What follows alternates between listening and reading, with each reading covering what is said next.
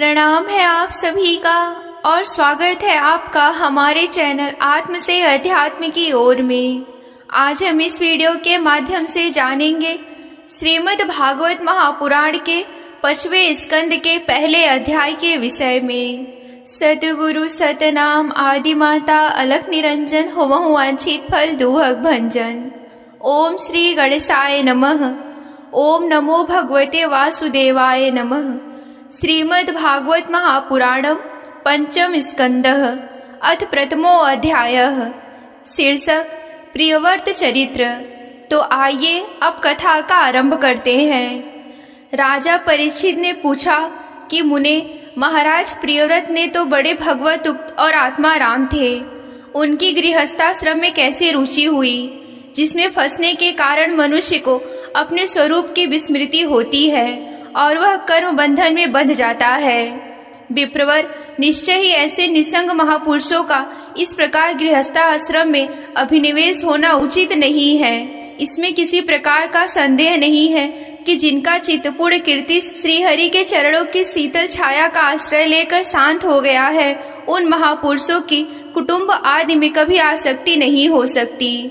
ब्राह्मण, मुझे इस बात का बड़ा संदेह है कि महाराज प्रियव्रत ने स्त्री, घर और पुत्र आदि में आसक्त रहकर भी किस प्रकार सिद्धि प्राप्त कर ली और क्यों कर उनकी भगवान श्री कृष्ण में अविचल भक्ति हुई।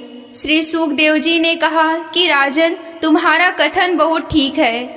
जिनका चित्र पवित्र कीर्ति श्रीहरि के परम मधुर चरण कमल मकरंद के रस में सराबोर हो गया है, वे किसी विघ्न बाधा के कारण रुकावट आ जाने पर भी भगवत उक्त परम हंसों के प्रिय श्री वासुदेव भगवान के कथा श्रवण रूपी परम कल्याणमय मार्ग को प्रायः छोड़ते नहीं। राजन, राजकुमार प्रियव्रत बड़े ही भगवत उक्त थे। श्री नारद जी के चरणों की सेवा करने से उन्हें सहज में ही परमार्थ तत्व का बोध हो गया था। वे ब्रह्मा सत्र की दीक्षा निरंतर ब्रह्मा अभ्यास में जीवन बिताने का नियम लेने वाले ही थे कि उसी समय उनके पिता स्वयंभू मनु ने उन्हें पृथ्वी पालन के लिए शास्त्र में बताए हुए सभी श्रेष्ठ गुणों से पूर्णतया संपन्न देख राज शासन के लिए आज्ञा दी। किंतु प्रियव्रत अखंड समाधि योग के द्वारा अपनी सारी इंद्रियां और क्रियाओं को भगवान वासुदेव के चरणों में ही समर्पण कर चुके थे। अतः पिता की आज्ञा का किसी प्रकार उल्लंघन करने ना योग्य होने पर भी यह सोचकर राजा अधिकार पाकर मेरा आत्म स्वरूप सोचकर स्त्री पुत्र आदि असत प्रपंचों से आच्छादित हो जाएगा। राज्य और कुटुंब की चिंता में फंसकर मैं परमार्थ तत्व को प्रायः भूल जाऊंगा। उन्होंने स्वीकार ना किया। आदिदेव स्वयंभू भगवान ब्रह्मा जी को निरंतर इस गुणमय प्रपंच की वृद्धि का ही विचार रहता है। वे सारे संसार के जीवों का अभिप्राय जानते रहते हैं। जब उन्होंने प्रियव्रत की ऐसी प्रवृत्ति देखी, तब वे मूर्तिमान चारों वेद और मारीची आदि पार्षदों को साथ लिए अपने लोक से उतरे। आकाश में जहाँ तहाँ विमानों पर चढ़े हुए इंद्र आदि प्रधान देवताओं ने उनका पूजन किया तथा मार्ग में टोलियां बांधकर आए हुए सिद्ध गंधर्व साध्य चारण और मुनिजन ने स्तवन किया। इस प्रकार जगह जगह आदर सम्मान पाते हुए साक्षात नक्षत्रनाथ चंद्रमा के समान गंधमादन की घाटी को प्रकाशित करते हुए प्रियव्रत के पास पहुँचे। प्रियव्रत को आत्मविद्या का उपदेश देने के लिए वहां नारद जी भी आए हुए थे। ब्रह्मा जी के वहां पहुंचने पर उनके वाहन हंस को देखकर देवर्षि नारद जान गए कि हमारे पिता भगवान ब्रह्मा जी यहाँ पधारे हैं। अतः वे स्वयंभू मनु और प्रियव्रत के सहित तुरंत खड़े हो गए और सबने उनको हाथ जोड़कर प्रणाम किया। परीक्षित, नारद जी ने उनकी अनेक प्रकार से पूजा की और सुमधुर वचनों से उनके गुण और अवतार की उत्कृष्टता का वर्णन किया। तब आदि पुरुष भगवान ब्रह्मा जी ने प्रियव्रत की ओर मंद मुस्कान युक्त दया दृष्टि से देखते हुए इस प्रकार कहा। श्री ब्रह्मा जी ने कहा कि बेटा, मैं तुमसे सत्य सिद्धांत की बात कहता हूँ, ध्यान देकर सुनो। तुम्हें अप्रमेय श्री हरि के प्रति किसी प्रकार की दोष दृष्टि नहीं रखनी चाहिए। तुम्ही क्या, हम महादेव जी भी, तुम्हारे पिता स्वयंभू मनु और तुम्हारे गुरु ये महर्षि नारद भी विवश होकर उन्हीं की आज्ञा का पालन करते हैं। उनके विधान को कोई भी देहधारी ना तो तप, विद्या, योग बल, बुद्धि बल से, और ना अर्थ धर्म की शक्ति से, और ना ही स्वयं या किसी दूसरे की सहायता से ही टाल सकता है। प्रियवर, उसी अपव्यक्त ईश्वर के दिए हुए शरीर को सब जीव जन्म मरण, शोक मोह, भय और सुख दुख आदि भोग करने तथा कर्म करने के लिए सदा धारण करते हैं। वर्ष जिस प्रकार रस्सी से नथा हुआ पशु मनुष्यों का बोझ ढोता है, उसी प्रकार परमात्मा की वेदवाणी रूप बड़ी रस्सी में सतत आदि गुणों, सात्विक आदि कर्म और उनके ब्राह्मण आदि वाक्यों की मजबूत डोरी से जकड़े हुए हम सब लोग उन्हीं की इच्छा के अनुसार कर्म में लगे रहते हैं। उसके द्वारा उनकी पूजा करते हैं। हमारे गुण और कर्मों के अनुसार प्रभु ने हमें जिस योनि में डाल दिया है, उसी को स्वीकार करके वे जैसी व्यवस्था करते हैं, उसी के अनुसार हम सुख या दुख भोगते रहते हैं। हमें उनकी इच्छा का उसी प्रकार अनुसरण करना पड़ता है जैसे किसी अंधे को आंख वाले पुरुष का। मुक्त पुरुष भी प्रारब्ध का भोग करता हुआ भगवान की इच्छा के अनुसार अपने शरीर को धारण करता ही है। ठीक वैसे ही जैसे मनुष्य की निद्रा टूट जाने पर भी स्वप्न में अनुभव किए हुए पदार्थों का स्मरण होता है, इस अवस्था में भी उसको अभिमान नहीं होता और विषय वासना के जिन संस्कारों के कारण दूसरा जन्म होता है, उन्हें वह स्वीकार नहीं करता। जो पुरुष इंद्रियां आदि के वशभूत है, वह वन वन में विचरण करता रहे तो भी उसे जन्म मरण का भय बना रहता है, क्योंकि बिना जीते हुए मन और इंद्रिया रूपी उसके 6 शत्रु कभी उसका पीछा नहीं छोड़ते। जो बुद्धिमान पुरुष इंद्रियों को जीत कर अपनी आत्मा में रमण करता है, उसका गृहस्थ आश्रम भी क्या बिगाड़ सकता है। जिनसे इन 6 शत्रुओं को जीतने की इच्छा हो, वह पहले घर में रहकर उनका अत्यंत निरोध करते हुए उन्हें वश में करने का प्रयत्न करे। किले में सुरक्षित रहकर लड़ने वाला राजा अपने प्रबल शत्रुओं को भी जीत लेता है। फिर जब इन शत्रुओं का बल अत्यंत क्षीण हो जाए, तब विद्वान पुरुष इच्छा अनुसार विचर सकता है। तुम यद्यपि श्री कमल नाभ भगवान के चरण कमल की कली रूप कीले के आश्रित रहकर इन 6 शत्रुओं को जीत चुके हो, तो भी पहले उन पुराण पुरुष के दिए हुए भोगों को भोगो। इसके बाद निसंग होकर अपने आत्म स्वरूप में स्थित हो जाना। श्री सुखदेव जी कहते हैं कि जब त्रिलोकी के गुरु श्री ब्रह्मा जी ने इस प्रकार कहा, तो परम भागवत प्रियव्रत ने छोटे होने के कारण नम्रता से सिर झुका लिया और जो आज्ञा ऐसा कहकर बड़े आदर पूर्वक उनका आदेश सिरोधार्य किया। तब स्वयंभू मनु ने प्रसन्न होकर भगवान ब्रह्मा जी की विधिवत पूजा की। इसके पश्चात वे मन और वाणी के अविषय अपने आश्रय तथा सर्व व्यवहार रहित परम ब्रह्मा का चिंतन करते हुए अपने लोक को चले गए। इस समय प्रियव्रत और नारद जी सरल भाव से उनकी ओर देख रहे थे। मनु जी ने इस प्रकार ब्रह्मा जी की कृपा से अपना मनोरथ पूर्ण हो जाने पर देवर्षि नारद की आज्ञा से प्रियव्रत को संपूर्ण भूमंडल की रक्षा का भार सौंप दिया और स्वयं विषय रूपी विषैले जल से भरे हुए गृहस्थ आश्रम रूपी द्वस्तर जलाशय की भोग इच्छा से निवृत्त हो गए।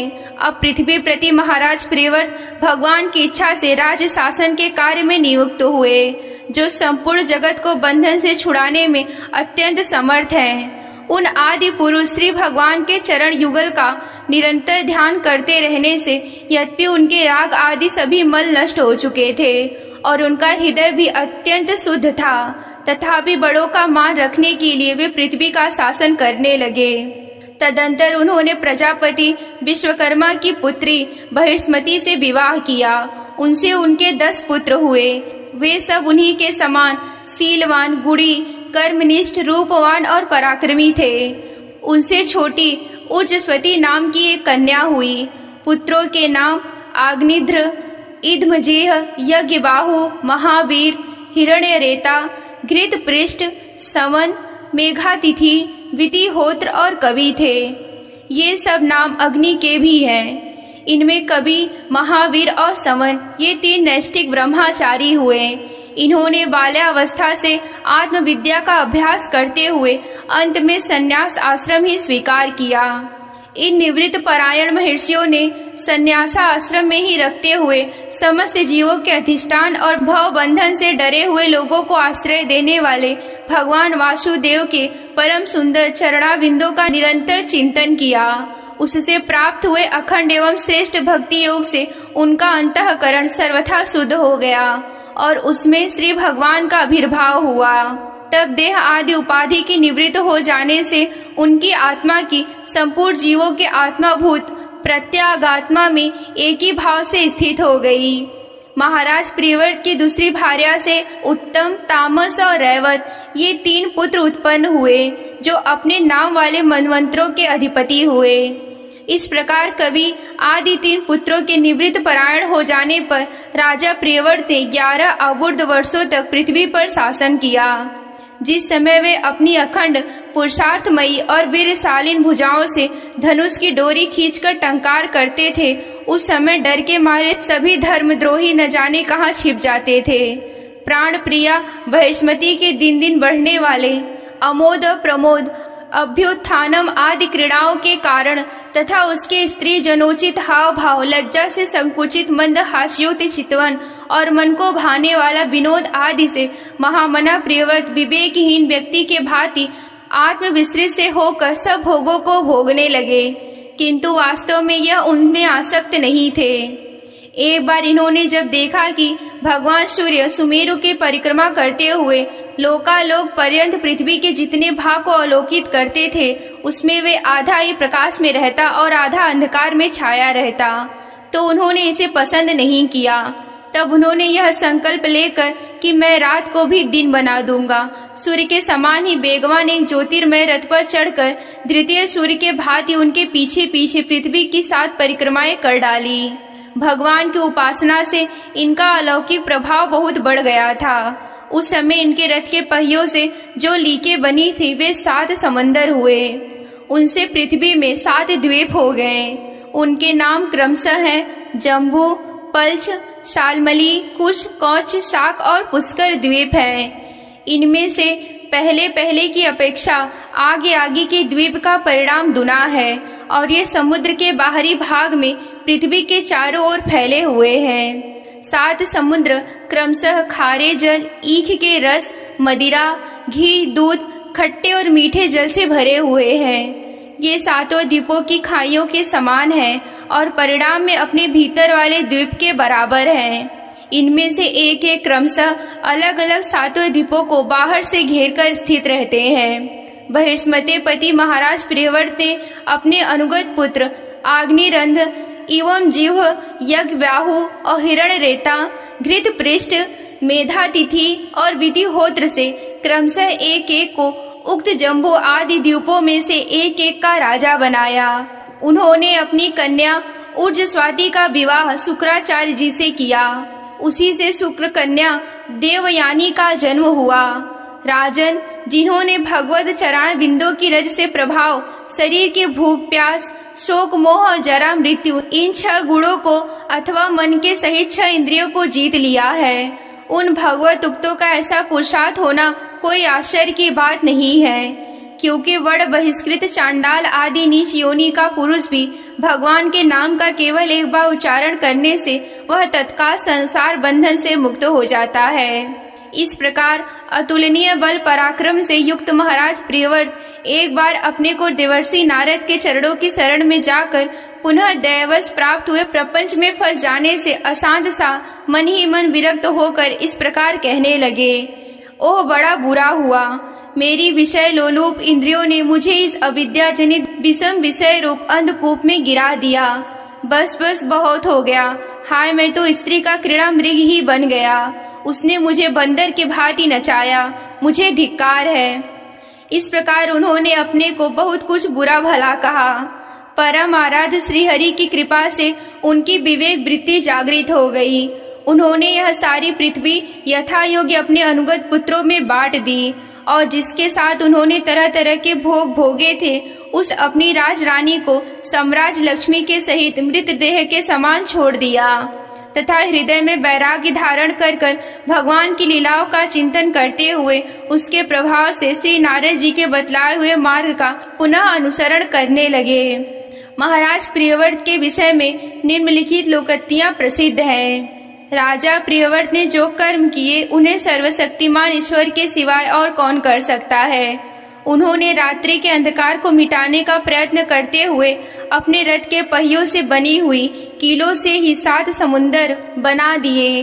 प्राणियों की सुविधि के लिए द्वीपों के द्वारा पृथ्वी का विभाग किए और प्रत्येक द्वीप में अलग अलग नदी, पर्वत, वन आदि से उनकी सीमा निश्चित कर दी। वे भगवत उक्त नारद आदि के प्रेमी भक्त थे। उन्होंने पाताल लोक के, देवलोक के, मृत्यु लोक के तथा कर्म और योग की शक्ति से प्राप्त हुए ऐश्वर्य को भी नरक तुल्य समझा था। यहीं पर श्रीमद् भागवत महापुराण के 5वें स्कंद का पहला अध्याय समाप्त होता है। सतगुरु सतनाम आदि माता अलख निरंजन होवहु वांछित फल दुहक भंजन। ओम श्री गणेशाय नमः। अथ द्वितीयो अध्यायः। शीर्षक आग्निध्र का चरित्र। तो आइए अब कथा का आरंभ करते हैं। श्री सूकदेव जी कहते हैं कि पिता प्रियव्रत के इस प्रकार तपस्या में संलग्न हो जाने पर राजा आग्निध्र ने उनकी आज्ञा का अनुसरण करते हुए जम्बूद्वीप की प्रजा का धर्मानुसार पूर्ववत पालन करने लगे। एक बार वे पितृलोक की कामना से सतपुत्र प्राप्ति के लिए पूजा की सब सामग्री जुटाकर सुर सुंदरियों की क्रीड़ा स्थल मंदराचल की एक घाटी में गए और तपस्या में तत्पर होकर एकाग्र चित्र से प्रजापतियों के पति श्री ब्रह्मा जी की आराधना करने लगे। आदिदेव भगवान ब्रह्मा जी ने उनकी अभिलाषा जान ली, अतः अपनी सभा की गायिका पूर्वचित्ती नाम के अप्सरा को उनके पास भेज दिया। आग्निध्र जी ने आश्रम के पास एक अति रमणीय उपवन था, वह अप्सरा उसी में विचरने लगी। उस उपवन में तरह तरह के सघन तरुओं की शाखाओं पर स्वर्णलताएं फैली हुई थी। उन पर बैठे हुए मयूर आदि कई प्रकार के स्थलचारी पक्षियों के जोड़े सुमधुर बोली बोल रहे थे। उनकी खटज आदि स्वरयुक्त ध्वनि सुनकर सचेत हुए जल कुक्कुट, कारंडव एवं कलहंस आदि जल पक्षी भांति भांति से कूजने लगते थे। इससे वहां के कमलवन से सुशोभित निर्मल सरोवर गूंजने लगते थे। पूर्वचित्ती की विलासपूर्ण सुललित गतिविधि और पाद विन्यास की शैली से पद पद पर उनके चरण नुपुरों की झनकार हो उठती थी। उसकी मनोहर ध्वनि सुनकर राजकुमार आग्निध्र ने समाधि योग द्वारा मूदे हुए अपने कमल कली के समान सुंदर नेत्रों को कुछ कुछ खोल कर देखा तो पास ही उन्हें वह अप्सरा दिखाई दी। वह भ्रमरी के समान एक एक फूल के पास जाकर उसे सूंघती थी तथा देवताओं और मनुष्य के मन और नयनों को आनंदित करने वाली अपनी विलासपूर्ण गति, क्रीड़ा, चापल्य, लज्जा और विनय युक्त चितवन, सुमधुर वाणी तथा मनोहर पुरुषों के हृदय में कामदेव के प्रवेश के लिए द्वार सा बना देती थी। जब वह हंस हंस कर बोलने लगती तब ऐसा प्रतीत होता कि मानो उसके मुख से अमृतमय मादक मधु झर रहा है। उसके निश्वास के गंध से मंदाद होकर भौरे उसके मुख कमलों को घेर लेते। तब वह उनसे बचने के लिए जल्दी जल्दी पैर उठाकर चलती तो उसके कूच, कलेश, बेड़ी और करधनी हिलने से बड़े ही सुहावने लगते थे। यह सब देखने से भगवान कामदेव को आग्निध्र के हृदय में प्रवेश करने का अवसर मिल गया और वे उनके अधीन होकर उसे प्रसन्न करने के लिए पागलों की भांति उसकी प्रशंसा करने लगते हैं। श्री सूकदेव जी कहते हैं कि राजन आग्निध्र देवताओं के समान बुद्धिमान और स्त्रियों को प्रसन्न करने में बड़े ही कुशल थे। उन्होंने इसी प्रकार की रति चातुर्यमयी मीठी मीठी बातों से उस अप्सरा को प्रसन्न कर लिया। वीर समाज में अग्रण्य आग्निध्र की बुद्धि, शील, रूप, अवस्था, लक्ष्मी और उदारता से आकर्षित होकर वह उन जम्बू उपाधिपति के साथ कई हजार वर्षों तक पृथ्वी और स्वर्ग के भोग भोगती रही। तदंतर निप्रवर आग्निध्र ने उसके गर्भ से नाभि, किम पुरुष, हरिवश, इलावृत, रमक्य, हिरण्मय, कुरु, भद्राश्व और केतुमाल नाम के 9 पुत्र उत्पन्न किए। इस प्रकार 9 वर्ष में प्रतिवर्ष एक एक क्रम से 9 पुत्र उत्पन्न कर पूर्वचित्ती उन्हें राजभवन में ही छोड़कर फिर ब्रह्मा जी की सेवा में उपस्थित हो गई। ये आग्निध्र के पुत्र माता के अनुग्रह स्वभाव से ही सुडोल और सबल शरीर वाले थे। आग्निध्र ने जम्बूद्वीप के विभाग करके उन्हें एक ही समान नाम वाले 9 वर्ष बनाए और उन्हें एक एक पुत्रों को सौंप दिया। तब से सब अपने अपने वर्ष का राज्य भोगने लगे। महाराज आग्निध्र दिन दिन भोगों को भोगते रहने पर भी उनसे अतृप्त ही रहे। वे उस अप्सरा को ही परम पुरुषार्थ समझते थे, इसीलिए उन्होंने वैदिक कर्मों के द्वारा उसी लोक को प्राप्त किया जहाँ पितृगण अपने सुकृतों के अनुसार तरह तरह के भोगों में मस्त रहते थे। पिता के परलोक सिधारने पर नाभि आदि 9 भाइयों ने मेरु की मेरु देवी, प्रतिरूपा, उग्रदष्टि, लता, रम्या, श्यामा, नारी, भद्रा, देववीति नाम की 9 कन्याओं से विवाह किया। यहीं पर श्रीमद् भागवत महापुराण के 5वें स्कंद का 2रा अध्याय समाप्त होता है। सतगुरु सतनाम आदि माता अलख निरंजन हो बहुवांछित फल दुहक भंजन। ओम श्री गणेशाय नमः। अथ 3य अध्याय। शीर्षक राजा नाभि का चरित्र। तो आइए अब कथा का आरंभ करते हैं। श्री सूकदेव जी कहते हैं कि राजन, आग्निद्र के पुत्र नाभि के कोई संतान ना थी, इसीलिए उन्होंने अपनी भार्या मेरु देवी के सहित पुत्र की कामना से एकाग्रता पूर्वक भगवान यज्ञ पुरुष का यजन किया। यद्यपि सुंदर अंगों वाले श्री भगवान द्रव्य, देश, काल, मंत्र, ऋत्विक, दक्षिणा और विधि इन यज्ञ के साधनों से सहज में नहीं मिलते, तथापि वे भक्तों पर तो कृपा करते ही हैं। इसलिए जब महाराज नाभि ने श्रद्धा पूर्वक विशुद्ध भाव से उनकी आराधना की, तब उनका चित्त अपने भक्त का अभिष्ट कार्य करने के लिए उत्सुक हो गया। यद्यपि उनका स्वरूप सर्वथा स्वतंत्र है, तथापि उन्होंने प्रगय कर्म का अनुष्ठान होते समय उसे मन और नयनों को आनंद देने वाले अवयवों से युक्त अति सुंदर हृदय आकर्षक मूर्ति में प्रकट किया। उनके श्रीअंग में रेशमी पीताम्बर था, वक्ष स्थल पर सुमनोहर श्रीवस्त्र चिन्ह सुशोभित था, भुजाओं में शंख, चक्र, गदा, पद और गले में वनमाला और कौस्तुभ मणि की शोभा थी। संपूर्ण शरीर अंग प्रत्यंग की कांति को बढ़ाने वाला किरण जाल मंडित मणिमय मुकुट, कुंडल, कंगन, करधनी, हार, बाजूबंद, नुपुर आदि आभूषणों से विभूषित था। ऐसे परम तेजस्वी चतुर्भुज मूर्ति पुरुष विशेष को प्रकट हुआ देख ऋत्विक सदस्य और यजमान आदि सब लोग ऐसे आनंदित हुए जैसे निर्धन पुरुष अपार धनराशि पाकर फूला नहीं समाता। फिर सभी ने सिर झुकाकर अत्यंत आदर पूर्वक प्रभु की अर्ध द्वारा पूजा की और ऋतजों ने उनकी स्तुति की। ऋत्योजों ने कहा कि पूज्यतम, हम आपके अनुगत भक्त हैं, आप हमारे पुनः पुनः पूजनीय हैं, किंतु हम आपकी पूजा क्या करना जाने, हम तो बार बार आपको नमस्कार करते हैं, इतना ही हमें महापुरुषों ने सिखाया है। आप प्रकृति और पुरुष से भी परे हैं। फिर प्राकृतिक गुणों के कार्यभूत इस प्रपंच में बुद्धि फंस जाने से आपके गुणगान में सर्वथा असमर्थ ऐसा कौन पुरुष है जो प्राकृतिक नाम, रूप और आकृति के द्वारा आपके स्वरूप का निरूपण कर सके। आप साक्षात परमेश्वर हैं। आपके परम मंगल में गुण संपूर्ण जनता के दुखों का दमन करने वाले हैं। यदि कोई उन्हें वर्णन करने का साहस भी करेगा तो केवल उनके एक देश का ही वर्णन कर सकेगा।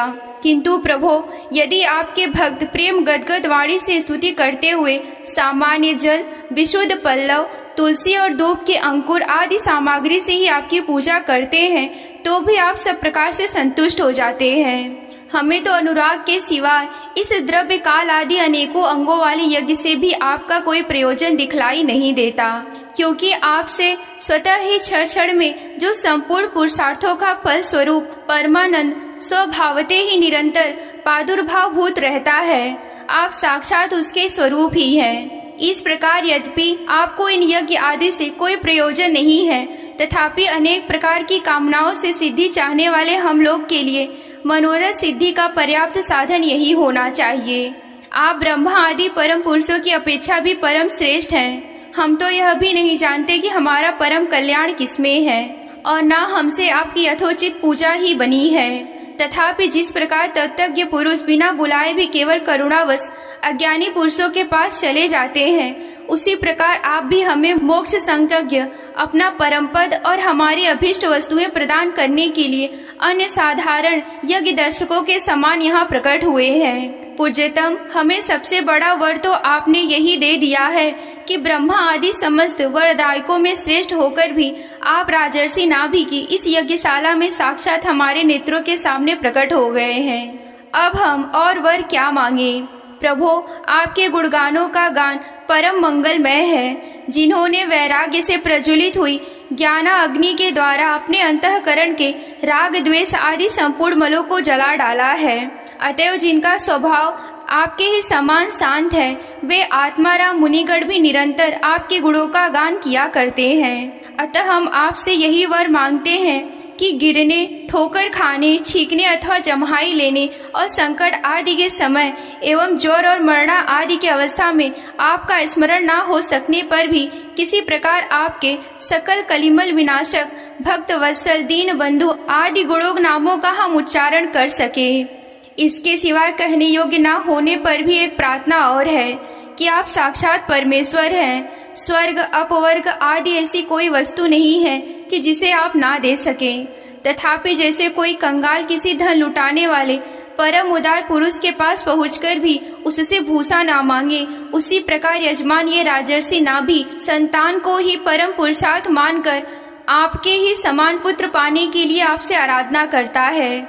यदि कोई आश्चर्य की बात नहीं है, आपकी माया पर कोई पार नहीं पा सकता, ना वो किसी के वश में आ सकती है। जिन लोगों ने महापुरुषों के चरणों का आश्रय नहीं लिया, उनमें ऐसा कौन है जो उनके वश में नहीं होता।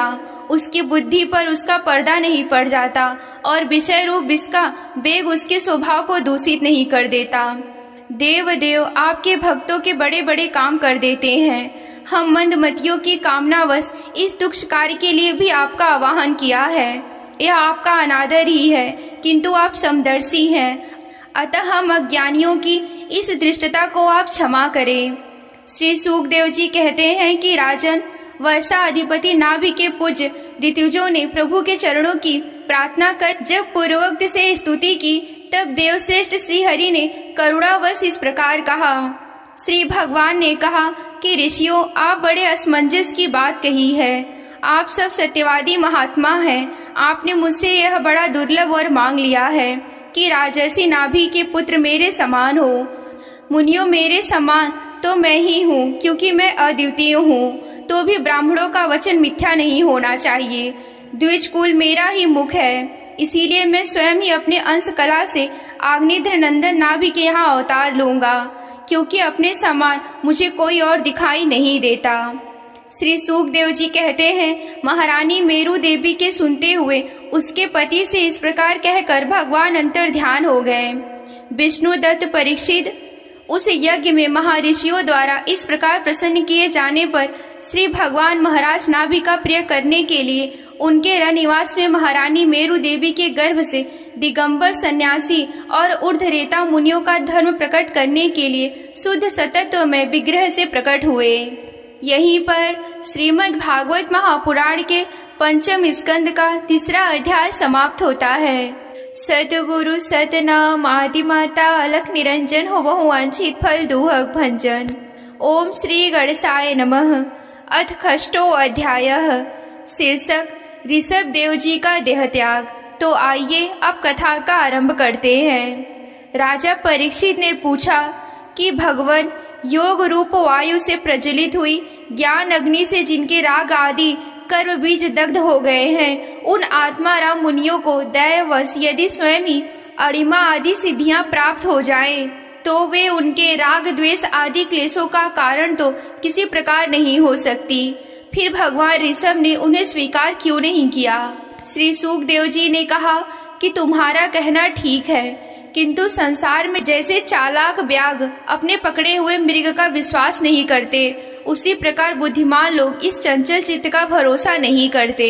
ऐसा भी कहा गया है कि इस चंचल चित्त से कभी मैत्री नहीं करनी चाहिए। जैसे बेविचारिणी स्त्री चार पुरुषों को अवकाश देकर उनके द्वारा अपने में ही विश्वास रखने वाले पति का वध करा देती है, उसी प्रकार जो योगी मन पर विश्वास करते हैं, उनका मन काम और उसके साथ ही क्रोध आदि शत्रुओं का आक्रमण करने का अवसर देकर उन्हें नष्ट भ्रष्ट कर देता है। काम, क्रोध, मद, लोभ, मोह और भय आदि शत्रुओं का तथा कर्म बंधन का मूल तो यह मन ही है। इस पर कोई भी बुद्धिमान कैसे विश्वास कर सकता है? इसी से भगवान ऋषभदेव यद्यपि इंद्र आदि सभी लोकपालों के भी भूषण स्वरूप थे, तो भी वे जड़ पुरुषों के भांति अवधूतों से विविध भेष, भाषा और आचरण से अपने स्त्रीय प्रभाव को छिपाए रखते थे। अंत में उन्होंने योगियों के देहत्याग की विधि सिखाने के लिए अपना शरीर छोड़ना चाहा। वे अपने अंतःकरण में अभेद रूप से स्थित परमात्मा को अभिन्न रूप से देखते हुए वासनाओं की अनुवृत्ति से छूटकर लिंग देह अभिमान से मुक्त होकर उपराम हो गए। इस प्रकार लिंग देह के अभिमान से मुक्त भगवान ऋषभ देव जी का शरीर योग माया की वासना से केवल अभिमान भास के आश्रय से ही इस पृथ्वी तल पर विचरता रहता है। वह दैवश, कोंक, वेंक और दक्षिण आदि कुटक कर्नाटक के देशों में गया और मुंह में पत्थर का टुकड़ा डाले तथा बाल बिखेरे उन्मत्त समान दिगंबर रूप से कुटका चल के वन में घूमने लगा। इसी समय झंझावात से झकझोरे हुए बांसों के घर्षण से प्रबल दावा अग्नि धधक उठी और उसने सारे वन को लाल लाल लपेटों में लेकर ऋषभ देव जी सहित भस्म कर दिया। राजन, जिस समय कलयुग में अधर्म की वृद्धि होगी उसी समय कोंक, वेंक और कुटक देश का मंदमती राजा अहर्त वहां से लोगों से ऋषभ देव जी के आश्रमातीत आचरण का वृत्तांत सुनकर उसे ग्रहण कर लोगों के पूर्व संचित पाप फल रूप होनहार के वशुभूत भय रहित स्वधर्म पथ का परित्याग करके अपनी बुद्धि से अनुचित और पाखंडपूर्ण कुमार्ग का प्रचार करेगा। उससे कलयुग में देव माया से मोहित अनेकों अधम मनुष्य अपने शास्त्र विहित शौच और आचार को छोड़ बैठेंगे। अधर्म बहुल कलयुग के प्रभाव से बुद्धिहीन हो जाने के कारण वे स्नान ना करना, आचमन ना करना, अशुद्ध रहना, केस नुचवाना आदि ईश्वर का तिरस्कार करने वाले पाखंड धर्मों को मानने के ढंग से स्वीकार करेंगे और प्रायः वेद, ब्राह्मण एवं भगवान यज्ञ पुरुष की निंदा करने लगेंगे। वे अपनी इस नवीन अवैधिक स्वेच्छाकृत प्रवृत्ति में अंध परंपरा से विश्वास करके मतवाले रहने के कारण स्वयं ही घोर नरक में गिरेंगे। भगवान का यह अवतार रजोगुण से भरे हुए लोगों का मोक्ष मार्ग की शिक्षा देने के लिए ही हुआ था। इसके गुणों का वर्णन करते हुए लोग इन वाक्यों को कहा करते हैं कि अहो, 7 समुद्रों वाली पृथ्वी के समस्त द्वीप और वर्षों में यह भारतवर्ष बड़ा ही पुण्य भूमि है, क्योंकि यहाँ के लोग श्री हरि के मंगलमय अवतार के चरित्रों का गान करते हैं। अहो, महाराज प्रियव्रत का वंश बड़ा ही उज्जवल और सुयशपूर्ण है, जिसमें पुराण पुरुष श्री आदि नारायण ने ऋषभ अवतार लेकर मोक्ष की प्राप्ति कराने वाले परमहंस धर्म का आचरण किया। अहो, इन जन्म रहित भगवान ऋषभ देव के मार्ग पर कोई दूसरा योगी मन से कैसे चल सकता है, क्योंकि योगी लोग जिन योग सिद्धियों के लिए ललायित होकर निरंतर प्रयत्न करते रहते हैं, उन्हें इन्होंने अपने आप प्राप्त होने पर भी असत समझकर त्याग कर दिया। राजन, इस प्रकार संपूर्ण वेद, लोक, देवता और ब्राह्मण और गौवों के परम गुरु भगवान ऋषभ देव का यह विशुद्ध चरित्र मैंने तुम्हें सुनाया। यह मनुष्यों के समस्त पापों को हरने वाला है। जो मनुष्य इस परम मंगल में पवित्र चरित्र को एकाग्र चित्र से श्रद्धा पूर्वक निरंतर सुनते या सुनाते हैं, उन दोनों की ही भगवान वासुदेव में अनन्य भक्ति हो जाती है। तरह तरह के पापों से पूर्ण सांसारिक तापों से अत्यंत तपे हुए अपने अंतःकरण को पंडित जन इस भक्ति सरिता में ही नित्य निरंतर नहलाते रहते हैं। इससे उन्हें जो परम शांति मिलती है वह इतनी आनंदमयी होती है कि फिर वे लोग उसके सामने अपने ही यहाँ प्राप्त हुए मोक्ष रूप परम पुरुषार्थ का भी आदर नहीं करते। भगवान के निजजन हो जाने से उनके समस्त पुरुषार्थ सिद्ध हो जाते हैं। राजन, भगवान श्री कृष्ण स्वयं पांडव लोगों और यदुवंशियों के रक्षक, गुरु, इष्टदेव, सुहृदय और कुलपति थे। यहाँ तक कि वे कभी कभी आज्ञाकारी सेवक भी बन जाते थे। इसी प्रकार भगवान दूसरे भक्तों के भी अनेकों कार्य कर सकते हैं और उन्हें मुक्ति भी देते हैं, परंतु मुक्ति से बढ़कर जो भक्ति योग है उसे सहज में नहीं देते। निरंतर विषय भोगों की अभिलाषा करने के कारण अपने वास्तविक श्रेय से चिरकाल तक बेसुध हुए लोगों को, जिन्होंने करुणावश निर्भय आत्मलोक का उपदेश दिया है और जो स्वयं निरंतर अनुभव होने वाले आत्म स्वरूप की प्राप्ति से सब प्रकार की तृष्णाओं से मुक्त थे, उन भगवान ऋषभ देव को नमस्कार है। यहीं पर श्रीमद् भागवत महापुराण के 5वें स्कंद का 6वां अध्याय समाप्त होता है। सतगुरु सतनाम आदि माता अलख निरंजन हो बहु वांछित फल दुहक भंजन।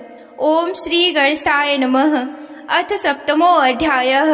शीर्षक भरत चरित्र। तो आइए अब कथा का आरंभ करते हैं। श्री सूकदेव जी कहते हैं कि राजन, महाराज बड़े भी भगवत भक्त थे। भगवान ऋषभ देव ने अपने संकल्प मात्र से उन्हें पृथ्वी की रक्षा करने के लिए नियुक्त कर दिया था। उन्होंने उन आज्ञा में स्थित रहकर विश्वरूप की कन्या पंचजनी से विवाह किया। जिस प्रकार तामस अहंकार से शब्द आदि 5 भूत तंत्र मात्राएं उत्पन्न होते हैं, उसी प्रकार पंचजनी के गर्भ से उनके सुमति, राष्ट्रमृत, सुदर्शन, आवरण, धूमकेतु नामक 5 पुत्र हुए, जो सर्वथा उन्हीं के समान थे।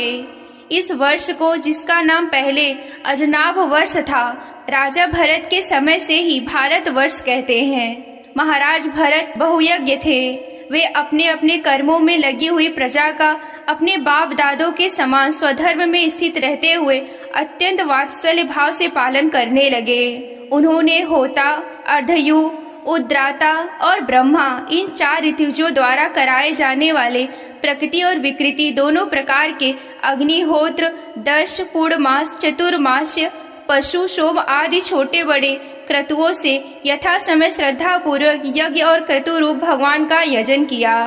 इस प्रकार अंग और क्रियाओं सहित भिन्न भिन्न यज्ञों के अनुष्ठान के समय अर्धयोगण आहुति देने के लिए हवि हाथ में लेते तो यजमान भरत उस यज्ञ कर्म से होने वाले पूर्ण रूप फल को यज्ञ पुरुष भगवान वासुदेव को अर्पण कर देते। वस्तुतः वे परम ब्रह्मा ही इंद्र आदि समस्त देवताओं के प्रकाशक, मंत्रों के वास्तविक प्रतिपाद्य और उन देवताओं के भी निमायक होने से मुख्य कर्ता एवं प्रधान देव हैं। इस प्रकार अपनी भगवत दर्पण बुद्धि रूप कुशलता से हृदय के राग द्वेष आदि मलों का मार्जन करते हुए वे सूर्य आदि सभी यज्ञ भोक्ताओं देवताओं का भगवान के नेत्र आदि अवयवों के रूप में चिंतन करते थे। इस तरह कर्म की शुद्धि उनका अंतःकरण शुद्ध हो गया है।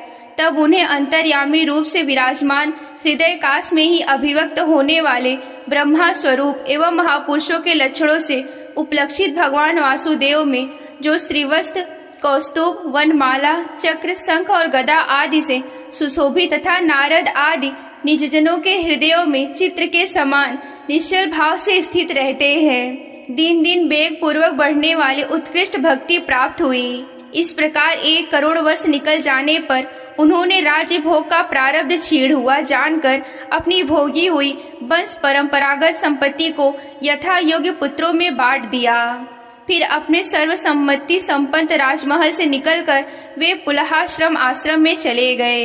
इस पुलहाश्रम आश्रम में रहने वाले भक्तों पर भगवान का बड़ा ही वात्सल्य है। वे आज भी उनसे उनके इष्ट रूप में ही मिलते हैं। वहाँ चक्र नदी नाम की प्रसिद्ध सरिता चक्राकार शालग्राम शिलाओं से, जिनके ऊपर नीचे दोनों ओर नाभि के समान चिन्ह होते हैं, सब ओर से ऋषियों के आश्रमों को पवित्र करती रहती हैं। उस पुलहा आश्रम के उपवन में एकांत स्थान में अकेले ही रहकर वे अनेक प्रकार से पत्र, पुष्प, तुलसी दल, जल और कंदमूल फल आदि उपहारों से भगवान की आराधना करने लगे। इससे उनका अंतःकरण समस्त विषयाभिलाषाओं से निवृत्त होकर शांत हो गया और उन्हें परम आनंद प्राप्त हुआ। इस प्रकार जब वे नियम पूर्वक भगवान की परिचर्या करने लगे, तब उससे प्रेम का वेग बढ़ता गया, जिससे उनका हृदय द्रवीभूत होकर शांत हो गया। आनंद के प्रबल वेग से शरीर में हर्ष हो आया तथा उत्कंठा होने के कारण नेत्रों में प्रेम के आंसू उमड़ आए, जिससे उनकी दृष्टि रुक गई। अंत में जब अपने प्रीतम के अरुण चरणार बिंदों के ध्यान से भक्ति योग का आविर्भाव हुआ, तब परमा आनंद से सराबोर हृदय रूप गंभीर सरोवर में बुद्धि के डूब जाने से उन्हें यह नियम पूर्वक की जाने वाली भगवत पूजा का भी स्मरण ना रहा। इस प्रकार वे भगवत सेवा के नियम में ही तत्पर रहते थे। शरीर पर कृष्ण मृगचर्म धारण किया करते थे तथा त्रिकाल स्नान के कारण भीगते रहने से उनके केस भूरी भूरी घुंघराली लटों में परिणत हो गए थे, जिनसे वे बड़े ही सुहावने लगते थे। वे उदित हुए सूर्यमंडल में सूर्य संबंधिनी ऋचाओं द्वारा ज्योतिर्मय परम पुरुष भगवान नारायण की आराधना करते और इस प्रकार कहते कि भगवान सूर्य का कर्म फलदायक तेज प्रकृति से परे है। उसी ने संकल्प द्वारा इस जगत की उत्पत्ति की है। फिर वही अंतर्यामी रूप से इसमें प्रविष्ट होकर अपनी चित्त शक्ति द्वारा विषय लोलुप जीवों की रक्षा करता है। हम उसी बुद्धि प्रवर्तक तेज की शरण लेते हैं। यहीं पर श्रीमद् भागवत महापुराण के पंचम स्कंद का 7वां अध्याय समाप्त होता है। सतगुरु सतनाम आदि माता अलख निरंजन होवहु वांछित फल दुहक भंजन। ओम श्री गणेशाय नमः। अथ अष्टमो अध्यायः। शीर्षक भरत जी का मृग के मोह में फंसकर मृग योनि में जन्म लेना। तो आइए अब कथा का आरंभ करते हैं। श्री सूकदेव जी कहते हैं कि एक बार भरत जी गंडकी के वन में स्नान कर नित्य नैमित्तिक तथा शौच आदि अन्य आवश्यक कृत्यों से निवृत्त हो प्रणव का जप करते हुए 3 मुहूर्त तक नदी की धारा के पास बैठे रहे। राजन, इसी समय एक हरिणी प्यास से व्याकुल हो जल पीने के लिए अकेली ही उस नदी के तीर पर आई।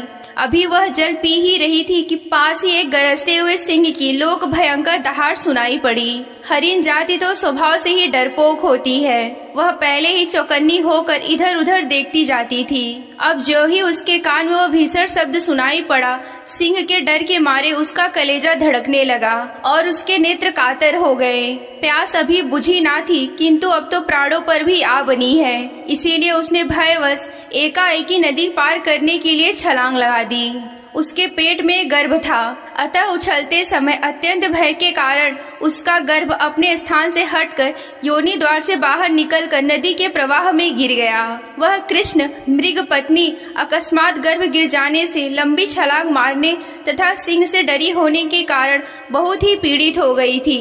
अब अपने झुंड से भी उसका बिछोह हो गया, इसीलिए वह किसी गुफा में जा पड़ी और वहीं मर गई। राजर्षि भरत ने देखा कि बेचारा हरनी का बच्चा अपने बंधुओं से बिछुड़कर नदी के प्रवाह में बह रहा है। इससे उन्हें उस पर बड़ी दया आई और वे आत्मीय के समान उस मातृहीन बच्चे को अपने आश्रम पर ले आए। उस मृगछौने के प्रति भरत जी का ममता उत्तरोत्तर बढ़ती गई। वे नित्य उसके खाने पीने का प्रबंध करने, ब्राग आदि से बचाने, लाड लड़ाने और पुचकारने आदि की चिंता में ही डूबे रहने लगे। कुछ ही दिनों में उनके यम नियम और भगवत पूजा आदि आवश्यक कृत्य एक एक करके छूटने लगे और अंत में सभी छूट गए। उन्हें ऐसा विचार रहने लगा कि अहो, कैसे खेद की बात है कि इस बेचारे दिन वृक्षौनी के काल चक्र के वेग ने अपने झुंड, सुहृदय और बंधुओं से दूर करके मेरी शरण में पहुंचा दिया है। यह मुझे ही अपना माता पिता, भाई, बंधु, युद्ध के सभी संगी समझता है। इसे मेरे सिवा और किसी का भी पता नहीं है। मुझ में इसका विश्वास भी बहुत है। मैं भी शरणागत की उपेक्षा करने में जो दोष है उन्हें जानता हूँ। इसीलिए मुझे अब अपने इस आश्रित का सब प्रकार के दोष बुद्धि छोड़कर अच्छी तरह से पालन पोषण और प्यार दुलार करना है। निश्चय ही शांत स्वभाव और दीनों की रक्षा करने वाले परोपकारी सज्जन ऐसे शरणागत की रक्षा के लिए अपने बड़े से बड़े स्वार्थ की भी परवाह नहीं करते। इस प्रकार जब उस हरिण के बच्चे में आसक्ति बढ़ जाने से बैठते, सोते, टहलते, ठहरते और भोजन करते समय भी उनका चित्त उसके स्नेह पास में बधा रहता था। जब उन्हें कुश, पुष्प, समीधा, पत्र और फल फूल आदि लाने होते तो भेड़ियों और कुत्तों के भय से उसे भी अपने साथ लेकर वन में जाते। मार्ग में जहाँ तहाँ कोमल घास आदि को देखकर मुग्ध भाव से वह हरिण शावक अटल जाता तो वे अत्यंत ही प्रेम पूर्ण हृदय से दयावश उसे कंधे पर चढ़ा लेते। इसी प्रकार कभी गोद में लेकर, कभी छाती से लगाकर उसका दुलार करने में उन्हें बड़ा सुख मिलता था। नित्य नैमित्तिक कर्मों को करते समय भी राज राजेश्वर भरत जी बीच बीच में से उठकर उस मृग बालक को देखते और जब उस पर उनकी दृष्टि पड़ती तभी उनके चित्त को शांति मिलती। उस समय उनके लिए मंगल कामना करते हुए वे कहने लगे कि बेटा, तेरा सर्वत्र कल्याण हो। कभी यदि वह दिखाई ना देता तो जिसका धन लुट गया हो उस दीन मनुष्य के समान उनका चित्त अत्यंत ही उद्गीन हो जाता और वे फिर उस हरिणी के बच्चे से विरह व्याकुल एवं संतप्त हो करुणावश अत्यंत उत्कंठित एवं मोहविष्ट हो जाते तथा शोक मग्न होकर इस प्रकार कहने लगते कि अहो, क्या कहा जाए। क्या वह मातृहीन दीन मृग शावक दुष्ट बहेलिये सी बुद्धि वाले मुझ पुण्यहीन अनार्क के विश्वास कर मुझे अपना मानकर मेरे किए हुए अपराधों को सत्पुरुषों के समान भूलकर फिर लौट आएगा। क्या मैं उसे फिर से इस आश्रम के उपवन में भगवान की कृपा से सुरक्षित रखकर निर्विघ्न हरी हरी धूप चढ़ते देखूंगा? ऐसा ना हो कि कोई भेड़िया, कुत्ता, गोल बांध कर विचरने वाले सुअर आदि अथवा अकेले घूमने वाले ब्राग आदि ही उसे खा जाए। अरे संपूर्ण जगत के कुशल के लिए भी प्रकट होने वाले वेद वेत्रीय रूप भगवान सूर्य अस्त होना चाहते हैं। अभी तक वह मृगी की धरोहर लौट कर नहीं आई। क्या वह हरिण राजकुमार मुझ पर पुण्यहीन के पास आकर अपनी भांति भांति की मृग शावक को चित्त मनोहर एवं दर्शनीय क्रीड़ाओं से अपने स्वजनों का शोक दूर करते हुए मुझे आनंदित करेगा? अहो, जब कभी मैं प्रणय कोप से खेल में झूठ मूठ समाधि के बहाने आंख मूंदकर बैठ जाता, तब वह चकित चित्त से मेरे पास आकर जल बिंदु के समान कोमल और नन्हे नन्हे सींगों की नोक से किस प्रकार मेरे अंगों को खुजलाने लगता था। मैं कभी कुशों पर हवन सामग्री रख देता तो वह उन्हें दांतों से खींचकर अपवित्र कर देता, तो मेरे डांटने डपटने पर वह अत्यंत भयभीत होकर उसी समय सारी उछल कूद छोड़ देता और ऋषि कुमार के समान अपनी समस्त इंद्रियों को रोककर चुपचाप बैठ जाता था। फिर पृथ्वी पर उस मृग शावक के खुरों के चिन्ह देखकर कहने लगते कि अहो, इस तपस्वनी धरती ने ऐसा कौन सा तप किया है जो उस अविनीत कृष्ण सार किशोर के छोटे छोटे सुंदर सुखकारी और सुकोमल खुरों वाले चरणों के चिन्हों से मुझे, जो मैं अपना मृगधन लुट जाने से अत्यंत व्याकुल और दीन हो रहा हूँ, उस द्रव्य की प्राप्ति का मार्ग दिखा रही है और स्वयं अपने शरीर को भी सर्वत्र उन पद चिन्हों से विभूषित कर स्वर्ग और अपवर्ग के इच्छुक द्विजों के लिए यज्ञ स्थल बना रही है। चंद्रमा में मृग सा श्याम चिन्ह देखकर उसे अपना ही मृग मानकर कहने लगते कि अहो, जिसकी माता सिंह के भय से मर गई थी, आज वह मृग शिशु अपने आश्रम से बिछुड़ गया है। अतः उसे अनाथ देखकर क्या यह दीन वत्सल भगवान नक्षत्रनाथ दयावश उसकी रक्षा कर रहे हैं? फिर उस शीतल किरणों से अलहायित होकर कहने लगते अथवा अपने पुत्रों के वियोग रूप दावानल की विषम ज्वाला से हृदय कमल दग्ध हो जाने के कारण मैंने एक मृग बालक का सहारा लिया था। अब उसके चले जाने से फिर मेरा हृदय जलने लगा है। इसीलिए अपनी शीतल शांत स्नेहपूर्ण वदन सलील रूपा अमृतमय किरणों से मुझे शांत कर रहा है। राजन, इस प्रकार जिनका पूरा होना सर्वथा असंभव था, उन विविध मनोरथों से भरत का चित्त व्याकुल रहने लगा।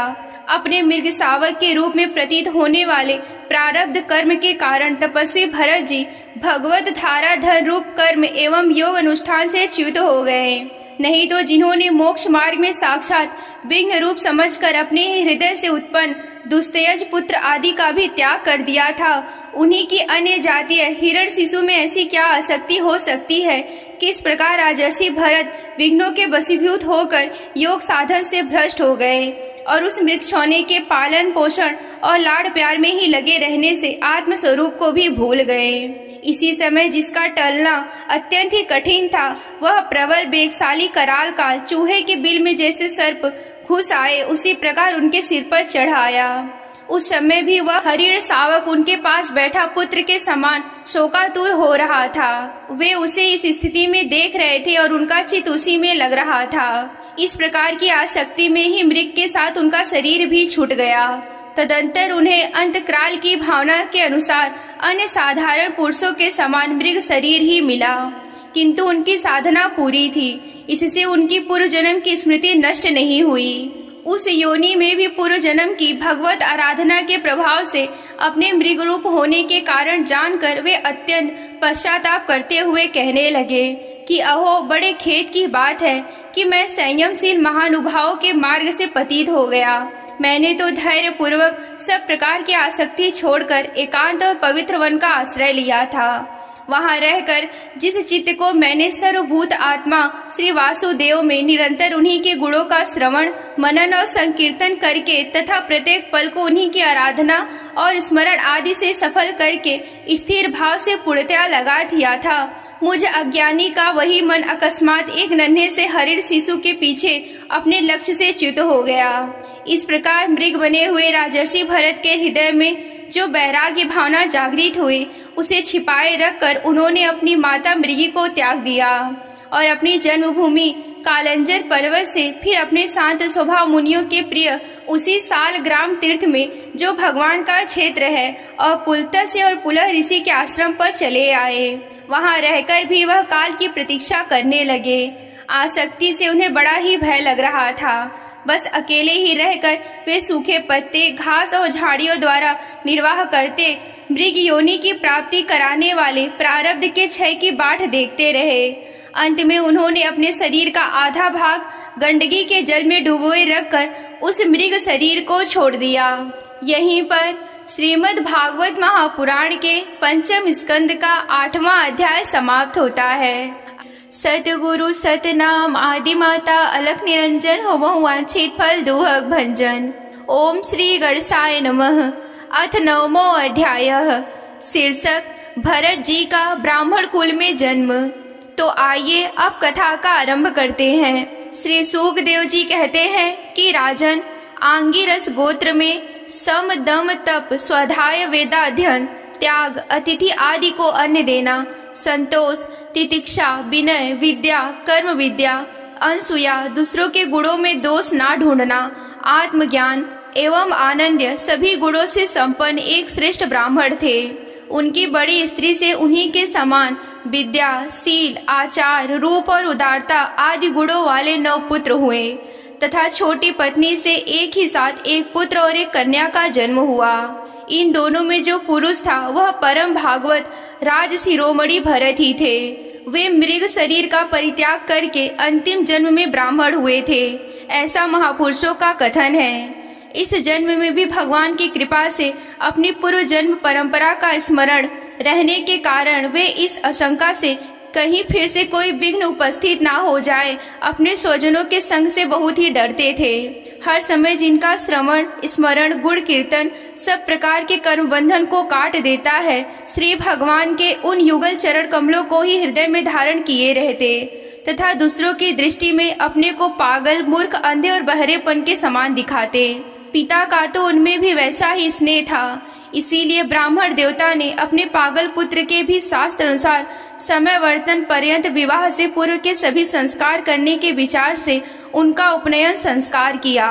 यद्यपि वे चाहते नहीं थे तो भी पिता का कर्तव्य है कि पुत्र को शिक्षा दे। इस शास्त्र विधि के अनुसार उन्होंने शौच आचमन आदि आवश्यक कर्मों की शिक्षा दी, किंतु भरत जी तो पिता के सामने ही उनके उपदेश के विरुद्ध आचरण करने लगते थे। पिता चाहते थे कि वर्षा काल में इसे वेदाध्ययन आरंभ करा दूं, किंतु वसंत और ग्रीष्म ऋतु के चैत्र वैशाख जेठ और आषाढ़ 4 महीनों को पढ़ाते रहने पर भी इन्हें व्याहति और शिरोमंत्र प्रणव के सहित त्रिपदा गायत्री भी अच्छी तरह से याद ना करा सके। ऐसा होने पर भी अपने इस पुत्र में उनका आत्मा के समान अनुराग था, इसीलिए उसकी प्रवृत्ति ना होने पर भी वे पुत्र को अच्छी तरह से शिक्षा देनी चाहिए। इस अनुचित आग्रह से उसे शौच वेदा अध्ययन व्रत नियम तथा गुरु और अग्नि के सेवा आदि ब्रह्मचर्य आश्रम के आवश्यक नियमों की शिक्षा देते ही रहे, किंतु अभी पुत्र को सुरक्षित देखने का उनका मनोरथ पूरा ना हो पाया था और स्वयं भी भगवत जन रूप अपने मुख्य कर्तव्य से असावधान रहकर केवल घर के धंधों में ही व्यस्त थे कि सदा सजग रहने वाले काल भगवान ने आक्रमण करके उनका अंत कर दिया। तब उनकी छोटी भार्या अपने गर्भ से उत्पन्न हुए दोनों बालक अपनी सौत को सौंपकर स्वयं सती होकर पतिलोक के साथ परलोक चली गई। भरत जी के भाई कर्मकांड को सबसे श्रेष्ठ समझते थे। वे ब्रह्मा ज्ञान रूप परा विद्या से सर्वथा अनभिज्ञ थे, इसीलिए उन्हें भरत जी का प्रभाव भी ज्ञात ना था। वे उन्हें निरा मूर्ख समझते थे, अतः पिता के परलोक सिधारने पर उन्होंने उन्हें पढ़ाने लिखाने का आग्रह छोड़ दिया। भरत जी को माना अपमान कोई विचार न था। जब साधारण नर पशु उन्हें पागल मूर्ख अथवा बहरा कहकर पुकारते तब भी वे उसी के अनुरूप भाषण करने लगते। कोई भी उनसे कुछ भी काम कराना चाहता तो उनकी इच्छा के अनुसार कर देते। बेगार के रूप में मजदूरी के रूप में मांगने पर अथवा बिना मांगे जो कुछ भी थोड़ा बहुत अच्छा या बुरा अन्न उन्हें मिल जाता उसी को जीभ का जरा स्वाद ना देखते हुए खा लेते। अन्य किसी कारण से उत्पन्न न होने वाले स्वतः सिद्ध केवल ज्ञानानंद स्वरूप आत्मज्ञान उन्हें प्राप्त हो गया था। इसीलिए शीतोष्ण मान अपमान आदि द्वंद्वों से होने वाले सुख आदि में उन्हें देह अभिमान की स्फूर्ति ना होती। वे सर्दी, गर्मी, वर्षा और आदि के समय सांड के समान नंगे पड़े रहते। उनके सभी अंग हष्ट पुष्ट एवं गठे हुए थे। वे पृथ्वी पर ही पड़े रहते, कभी तेल उपटन आदि नहीं लगाते और ना ही स्नान करते थे। इससे उनके शरीर पर मैल जम गई थी। उनका ब्रह्म तेज धूलि से ढके हुए मूल्यवान मणि के समान छिप गया था। वे अपनी कमर पर एक मैला कुचैला कपड़ा लपेटे रहते। उनका यज्ञोपति भी बहुत ही मैला हो गया था। इसीलिए अज्ञानी जनता यह कोई द्विज है, कोई अधम ब्राह्मण है, ऐसा कहकर उनका तिरस्कार कर दिया करती। किंतु वे इसको कोई विचार न करके स्वच्छंद विचरते रहते। दूसरों की मजदूरी करके पेट पालते देख जब उनके भाइयों ने खेत की क्यारियां ठीक करने में लगा दिया, तब वे उस कार्य को भी करने लगे। परंतु उन्हें इस बात का कुछ भी ध्यान न रह गया उन क्यारियों की भूमि समतल है या ऊंची नीची, अथवा वह छोटी है या बड़ी।